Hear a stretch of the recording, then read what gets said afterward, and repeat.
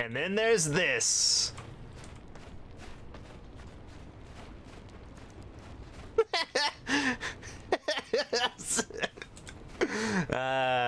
Greatness.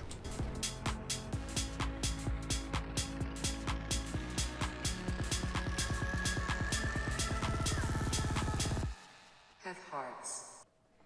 Hey, welcome to here. My name is Hart, and I have created what I think is a sort of unique way to play V Rising. I know a lot of people are out there grinding and killing bosses and things, but on this, my dedicated server, I wanted to create a sort of different experience, so I created a maze. And I'd like to give my observations from creating it, give tips to people who are trying to create a similar experience for their friends or players on their server.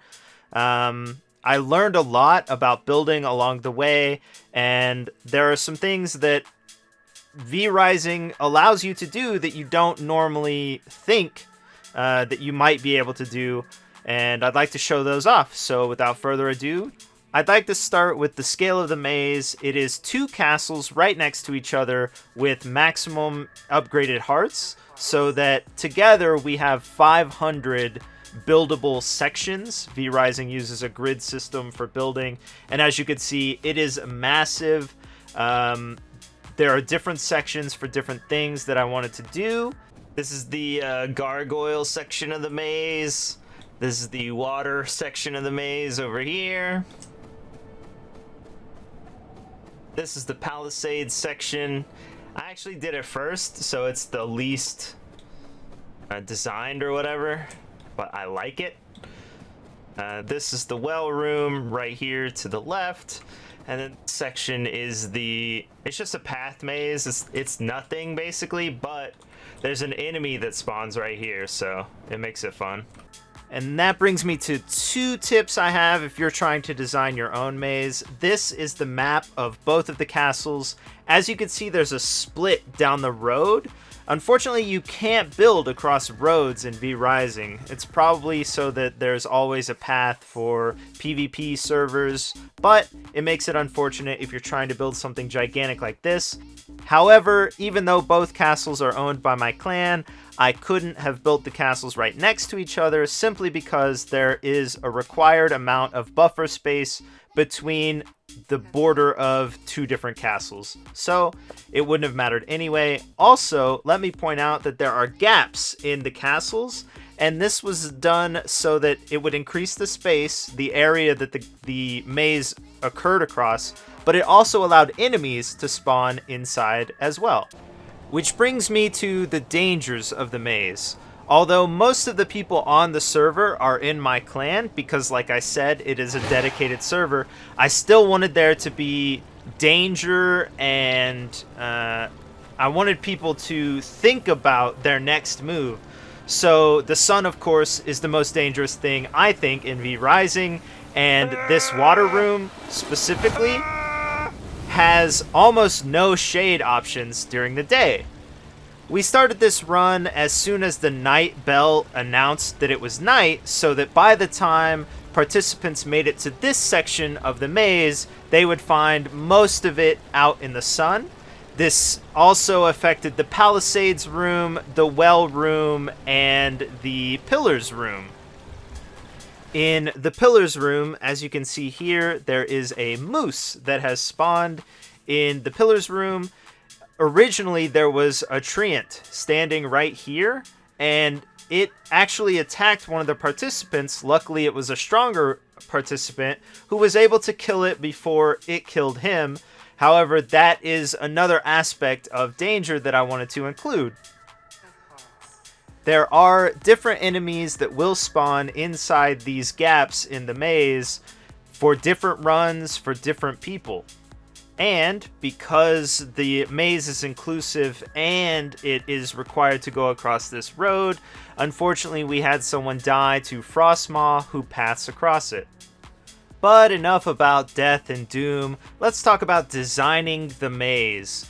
As you can see, there are a bunch of options that you can use to create pathways in rooms. And as I mentioned previously, the grid system sort of locks you into a square set of building opportunities. However, if you use things like these vases, there are some lamps, there are a couple of other options that you can use to actually create curves.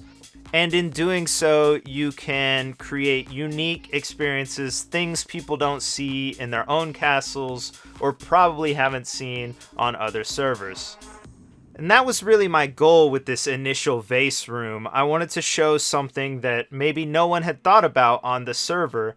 And then when they moved forward in the maze, they would find things like the mirror room, which they may have seen in media, seen in other places. They may have even been into a mirror maze at a carnival or something. And I wanted to create that idea in the game where they had been fighting monsters. We'll also see there's a player who just jumped down from an upper level. I think that this is a really unique and interesting way to use levels. Of course, you're building your maze across multiple levels, up, down, but the ability to jump between levels and to sort of change up the pace that they've been going through, because up until now, at least in my maze, they've been running sort of straight lines, they've been running in paths. At this point, they jump off of a ledge and continue through the maze, back into the maze, back into what they were looking at, but it sort of spins the idea of where you're supposed to be going up on its head because you've just jumped down another level. I also wanted to experiment with and showcase the different sounds in the game because up until now they haven't heard a whole lot, but the fountains section is incredibly loud. Oh, I missed a fountain. I should have put a fountain here. Oh well. So while this section is of course dangerous during the daytime, all of the time, it is interesting to me at least because of the sound here. And in addition to sound, I also wanted to mess with the visual ideas that many people have when playing V Rising. There are in fact places where you can sort of phase through walls. This is a natural arch that came already built in the area, and normally you wouldn't be able to walk through it. However, for some reason, when you build things next to these naturally occurring ruins, you somehow force, I guess, the game to think that it needs to allow a path through, so you can then path through the wall that should be solid. This can occur in other places, but this is the only one I have in the maze. But it is a concept that I built upon. In the vase room, if you don't know that you can phase through this candelabra, you simply cannot progress without using some form of animal form or something in order to cross it. This solid but not solid candelabra is the only path you can take, and it tripped up a lot of participants. Then, once people figured it out, they began to test all of the candelabras. They tested all of the spaces that may have allowed them to phase through something they thought was solid.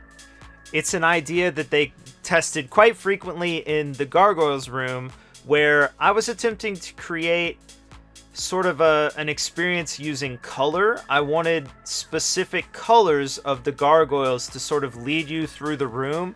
But once I began creating the path, it was simply too difficult in order to navigate where you were using the rules that I had set for the runs. They were unable, and I was as well, to keep track of statue colors and directions. I wanted it to be unique in that they were facing different ways and had different colors. In the same way that I had made each previous room, have different floors, different tiles, different walls, different curtains on all of the walls, different furniture. I put pretty much everything you can make in the game into this maze in order to showcase sort of building, design, all of that stuff while people progressed throughout the maze. And that made it a lot of fun.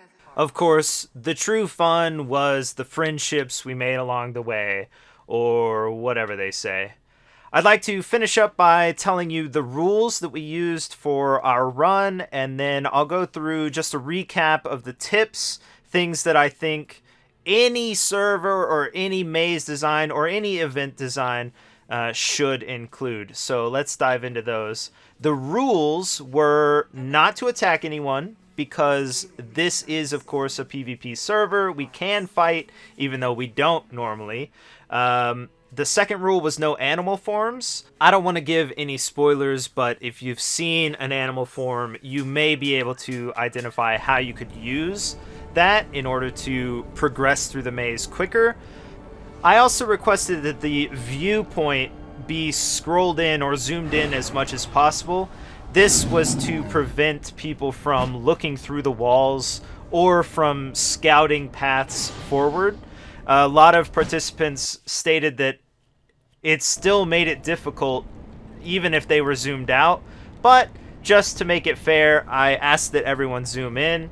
And finally, I indicated that any natural items they found, such as the ruins I mentioned before, or even the enemies, were fair game to be broken, but I asked that none of the items be broken, because you could, in theory, break your way through the maze if that is enabled on the server.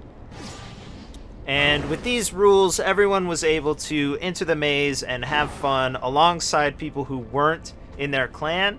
And at the end of the day, we had someone complete the maze in 13 minutes, 17 seconds on his first run. So that was quite a bit less time than I thought it would take.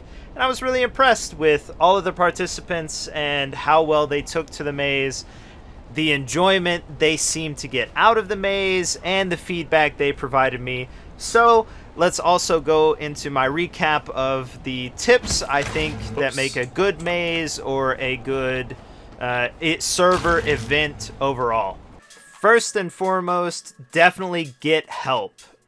This would have been impossible without help from the people that you see running the maze. The actual participants gave me a ton of planks, bricks, all sorts of things that I needed in order to create this experience for them. And it also allowed us to have a reason to farm. So people who liked farming definitely did so. The clay, I will say, is impossible. If you're not getting help from other people and you want to create things and mazes like this or other events, definitely, if you can, spawn the clay in. It would have taken me weeks in order to get this much clay, because there's not a lot of options for farming it except for servants. So definitely, if you can, and it doesn't affect your economy, if there's a server economy or anything like that, at least spawn in really difficult items like clay, simply because it's going to provide a lot more enjoyment and a lot more fun than the negative of spawning something in on a server. For my second tip, I would suggest that you experiment and experiment heavily. There were a lot of things I discovered, like being able to walk through candelabras or the design of the mirror room, that I couldn't have figured out without simply placing a ton of them into a room, taking other pieces of furniture and placing them right next to it in order to experiment. Mirrors like these, they have a specific area of the front that you must keep open in order to place that item down, and facing two mirrors together forces you to create a very wide space. However, you'll see that mirrors back to back or even turned around facing a reflective side of a mirror are much closer, and I discovered that that is because you must be able to stand in front of the mirror on both mirrors that are facing each other, but if you turn one around, then you lose that. And any of the interactable tables or materials that you have a similar sort of open space that is required, but you can sort of cheese it or get around it by doing other furniture or other designs with that same material. Lastly, I'd suggest that you be as inclusive as possible with your events. Obviously, if it's a PvP event, you want similar gear scores or specific weapons, things like that. But experiences like this, where literally anyone can walk through, see things, try things, and just experience with you, you want to be inclusive. So we had someone who was brand new to the server, gear score was 30 thanks to some donated stuff, showed up and was hanging out with some of us that have completed the game or are near completing the game, simply because on this server all of the teleporters are unlocked at the beginning, so they were able to teleport to us, and then all of the doors were open, or there were no doors in some cases, so that anyone at all, even enemies, can walk through the maze, look around. They could open chests and find loot and get stuff that they might need, but people like us, players like us who have already completed a lot of the content, don't necessarily need. And that was both an incentive for them to come and hang out with us, but also just a reason for us to give things away. And we gave a lot of my end game weapons, materials, things like that were in the chest that participants could find along the way. In conclusion, thank you so much for checking out this video. I haven't made a whole lot of them, so I really appreciate it, but it doesn't matter if you do the things that you're normally supposed to do at the end of YouTube videos. What I'm really interested in is providing people that same feeling that I got when I realized, wow, I can do this, I can design this way, I can build this thing. I hadn't even thought of that before I started trying, or I looked at this or whatever.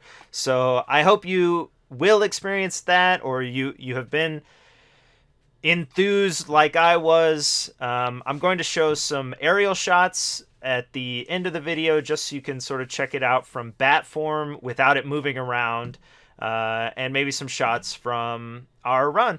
Have a wonderful whatever it is. I'll talk to you later. Bye.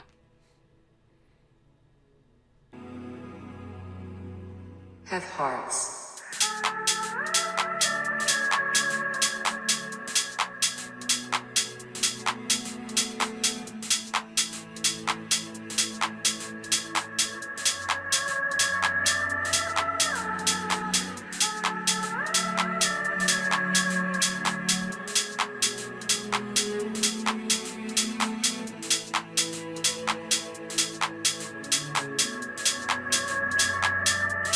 Have hearts.